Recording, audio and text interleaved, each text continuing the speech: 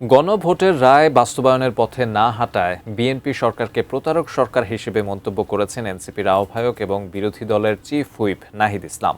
তেল, গ্যাস, বিদ্যুৎসহ নিত্য প্রয়োজনীয় দ্রব্যের মূল্যবৃদ্ধির প্রতিবাদে রাজধানীতে এক গণসমাবেশে একথা বলেন তিনি।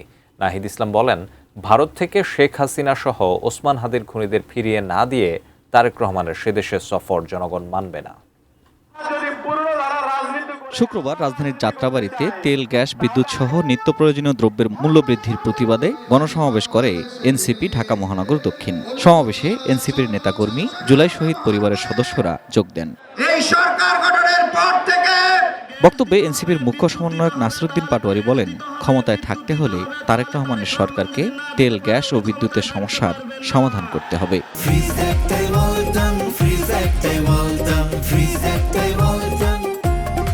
সংসদে অনেক মিথ্যাচার করেছেন, জনগণের সামনে আপনাদের মুনাফিকি চরিত্র স্পষ্ট হয়ে পড়েছে। এখন হলো গদি আমাদের টান দেওয়ার সুযোগ এসেছে। আমরা স্পষ্ট জানিয়ে দিতে চাই, গ্যাস দে, বিদ্যুৎ দে, নইলে গদি ছাইড়া দে।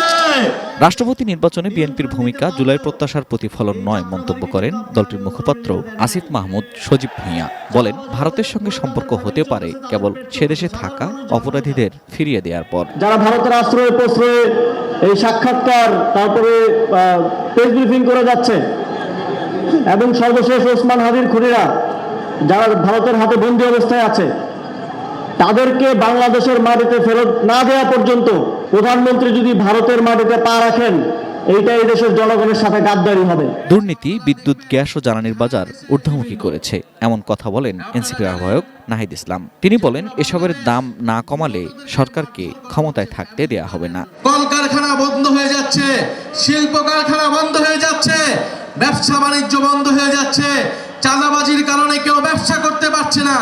এই সকল পরিস্থিতির যদি পরিবর্তন করতে না পারে, আমরা এই সরকারকে ক্ষমতায় থাকতে দেব না। বাংলাদেশের সার্বভৌমত্বের বিরুদ্ধে দিল্লি অবস্থান নিয়েছে, কিন্তু আমরা দেখতে পেলাম তারেক রহমানের সরকার এর কোনো জবাবদিহিতা নিশ্চিত করতে পারে নাই। এবং যদি জবাবদিহিতা নিশ্চিত করতে না পারে, তাহলে তারেক রহমানের ভারত সফর কোনোভাবেই এদেশের জনগণ মেনে নেবে না। Ferdous Rahman, ATN news, Dhaka.